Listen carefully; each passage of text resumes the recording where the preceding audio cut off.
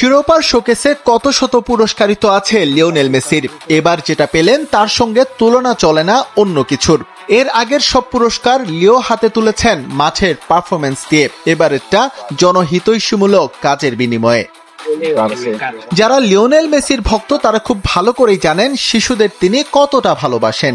নিজের নামে ফাউন্ডেশন তৈরি করে বিশ্বজুড়ে শিশুদের স্বাস্থ্য সুরক্ষা এবং শিক্ষা ব্যবস্থা নিশ্চিত করতে কাজ করে যাচ্ছেন লিও, যার স্বীকৃতিস্বরূপ যুক্তরাষ্ট্রের সর্বোচ্চ বেসামরিক পুরস্কার প্রেসিডেন্সিয়াল মেডেল অফ ফ্রিডম পুরস্কার পেলেন সর্বকালের সর্বশ্রেষ্ঠ ফুটবলার। লিওনেল মেসি ফাউন্ডেশনের মাধ্যমে সে বিশ্বজুড়ে শিশুদের স্বাস্থ্য সুরক্ষা এবং শিক্ষা ব্যবস্থা নিয়ে কাজ করে যাচ্ছে লম্বা সময় ধরে। এছাড়াও ইউনিসেফের শুভেচ্ছা দূত হিসেবে যুক্ত আছেন Lionel Messi. Lionel Messi foundation ছাড়াও ইউনিসেফের শুভেচ্ছা দূত হিসেবে যুক্ত আছেন লম্বা সময় ধরে। নিজের উপার্জনের বড় একটা অংশ ব্যয় করছেন শিশুদের পেছনে। বিশ্বজুড়ে তার এমন সামাজিক আন্দোলনে সম্পৃক্ত থাকার পুরস্কার দিল হোয়াইট হাউস। বাইডেন বিশ্বাস করেন যারা মহান তারা সবকিছুর ঊর্ধ্বে গিয়ে বিশ্বাস, সততা এবং শালীনতা বজায় রেখে কাজ করেন।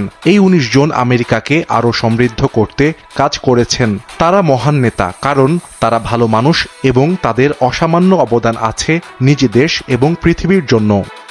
মেসি ছাড়াও ক্রীড়াঙ্গন থেকে যুক্তরাষ্ট্রের সর্বোচ্চ বেসামরিক পুরস্কার প্রেসিডেন্সিয়াল মেডেল অফ ফ্রিডম পেয়েছেন যুক্তরাষ্ট্রের বাস্কেটবল কিংবদন্তি ম্যাজিক জনসন। এবার 19 জনকে পুরস্কৃত করেছেন মার্কিন যুক্তরাষ্ট্রের প্রেসিডেন্ট জো বাইডেন।